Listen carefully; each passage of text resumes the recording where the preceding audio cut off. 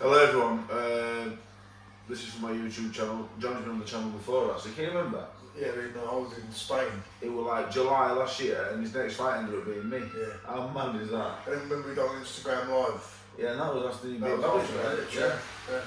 Here we are. We had 2 fights since and now we're sat in an Airbnb in Manchester. Yeah. After I just killed Johnny on the patio. Yeah, Our not session with a wasn't it? shovel. That was hard, that No, was. it was a hard session, it was hard. It's a shock to the system after no boxing as well, but I think it would have been hard anyway. So we've got some questions off Instagram Q&A.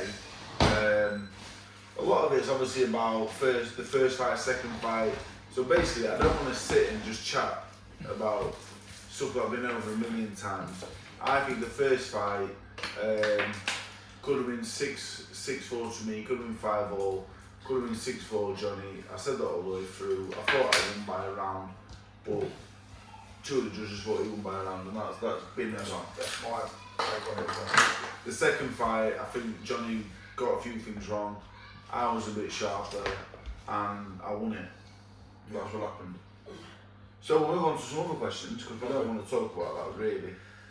So we'll start off with a weird one. Has Johnny Fisher ever done cocaine? Unfortunately, for the person who asked that question, I haven't. I haven't even ever smoked a cigarette in my life, so I've not really lived the rock and roll lifestyle. I've never done a drug. No, Are you a drinker?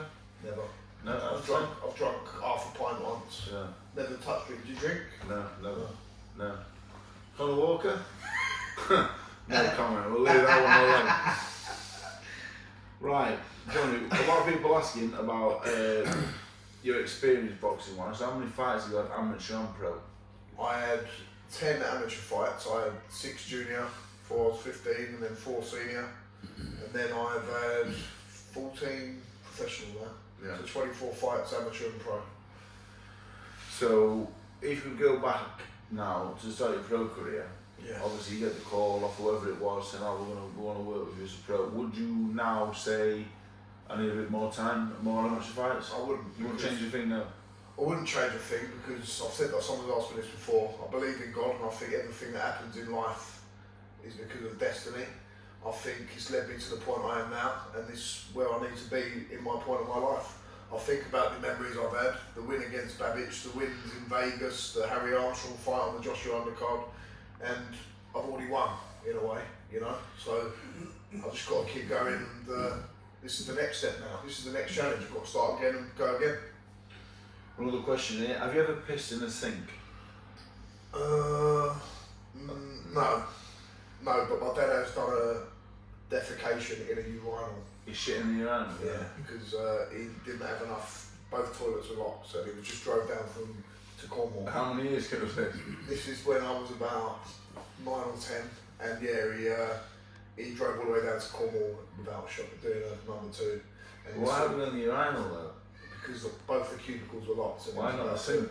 Yeah, the sink It would would be be easy to wash away. I feel like you got It's less- higher, isn't it? Yeah, you got more splash. Can Sort you of. imagine walking in on Johnny's dad? Yeah. Climbing the public toilet sink to He shit. did have to do it in the urinal, and I think like there's just more And surface area. what did he do when he did it? Did he clean it or leave No it? one came in, he left it there.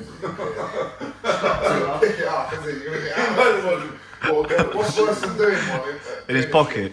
He's picking it up in a urinal. That's probably the worst thing. So. Do you pick when your dog defecates? Yeah. At first, it took a long time to get used to, but he does some monster ones like that. If your dad shit in there now, would you, and you had a doggy bag, would you pick it up and move it? A big John bag. Yeah. No. No. I don't think it's movable. Silly questions get silly answers on Yeah. this channel. Right. Moving on to another question. What fight would you say you learned the most from? Would you say the first fight we had was when Tennant was hard, the second one a defeat, or maybe Harry Armstrong in Gramina? I think it was probably in the earlier days, yeah. Because did I learn much from the first fight with you? I don't think you did, mate. No. I kept saying I don't think you learned anything from it really. I didn't. I went around it the wrong way. Maybe I've learned more from this fight, Yeah. the second fight. The first fight, you sort of don't, because you win, you sort of. You just celebrate. You just celebrate the win, would you say? Yeah, I always celebrate. I celebrate when I lost. Yeah. I had people around the house. Yeah. Because it's not just about the win or the loss for me. of course that's the be all and end all in some ways. You want to win when you're in the build up, but then afterwards it's about, for me, my family, my friends, my supporters, and putting on a good night for everyone. And win, lose or draw, you've got to just you've got to carry on, and you're still going to be the same person, aren't you? But in terms of who, probably Guemar probably learned a lot from. The Harry Armstrong was a good And win. when did you have to go on fight? Can you remember? Can you remember missing you? Yeah, I think Because you so. set about for 30 seconds and you were fucked for 2 rounds. Yeah. And then you boxed your way through it. I remember messaging you saying, like, well, good that, Johnny. You learned a lot from that. Yeah, I think that is my style, right? The come forward style. There's things that have got to be added to it, but yeah, that's just, I was fighting a bit on instinct then. I think I probably have, until these last 2 fights, fought on instinct a little bit, and it's done me good. But you get to a certain level, you need to add more to your game now. So a lot of people are asking, obviously, first fight to second fight. So how did you feel after the first one, and what did you think the difference was going to be for a better result for you? First fight, you think, yeah, it's close, it could have gone either way. My dad probably said to you, I think he said to you after he thought he won it, we watched it back, and I was with my dad, and we came to the conclusion that I won by 1 round, but that's the thing, it's been and gone, it could be around the other way as well. But what did I feel after that fight? I felt like I've got to do it again. I had a few weeks where I was... So we spoke last night, we had a walk last night, and Yeah. you said you was the one, the final decision to make the rematch was you. Me, yeah. I didn't have to do it, did I? I could have gone around it. I probably would have been advisable and smart to do something else, but it wouldn't have been fair. So you do it again, because it was close, and it was a good fight, and then you do get offered good money, and you get the chance to fight in front of your home crowd. All of them things add into it, but would it have been right to dodge around it? That's how I viewed it in my head. I would have been dodging. So did you think, at what point, say like January comes, the fight gets announced early March, are you 100% certain you're going to win the fight at every turn, every day? 100%, yeah. What, on the rematch? Yeah. Yeah. You never think in your head. I don't think many fighters do. I know you're a bit different. I feel like you would have a different answer to me, but I feel like fighters think they back themselves 110%. And do I think I could have won the fight 100%?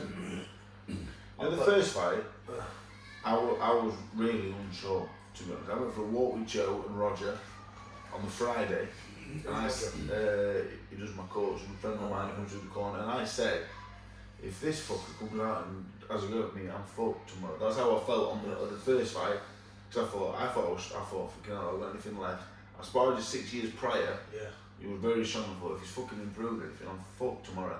That's how I felt. The second one, for numerous different reasons, at different stages, I felt myself being, oh, I'm going to win this. To the point where I watched the ring, and I knew I was going to win. I was probably 3-1, maybe 4-0 down, went into the fifth. And I said to Jamie Moore, this is it, Jay. This is the round. It's done. My dad was watching and said the same thing. He sort of, a few of my friends, family were saying, Johnny's doing well, we're winning 3 or 4, but my dad actually called it and said, he's just delaying something here, right? Because I didn't put pressure on you. And it was a tactic. Logically, after the first fight, the logical thing in a brain might be to box on the back foot and stay out of trouble, but looking back, it wasn't the right tactic. We got it wrong, because that ain't me, and I wasn't equipped to do it. So the plan was to box? Yeah. The plan was to box. Was that your idea? Did you think that was the way to go, or did you not leave any thought to it? I was on board with the idea. I thought, that probably makes a bit of sense, because I look back at the first 4 rounds in the first fight, and I was boxing a bit. I was on the outside a little bit, but I expended a lot of energy. I thought I could do it in a way where I don't have to expend as much energy. But I thought you expended more energy in the second fight than the first 4 rounds. The pitfall of that with no success. That's it. And the pitfall of that is you expend more energy by doing stuff that you're not used to doing. Right, I naturally come forward and have a go. That's part of my defence, is to attack people at this stage of my career, and trying to just give you space and time. One, it's tiring me out, moving on the back foot, but it's not putting no pressure on you. Looking back, do you know what I mean? You're just holding the centre and walking me down, and it was just looking back. It was simple. It's inevitable. At one point, you're going to get caught, because I'm not giving you nothing to worry about. I felt like I remember we sat in the hotel in Saudi. And I kind of knew the second fight was going to happen at some point. So I was like, your old man said like, oh, Dave Allen, like, he plays mind games. I was on it from there. I came up to you and was like, them shots there, them body shots there. Because I knew that you'd come to me and throw body shots the second fight, Yeah. which meant you'd have to come really close to me. Yeah.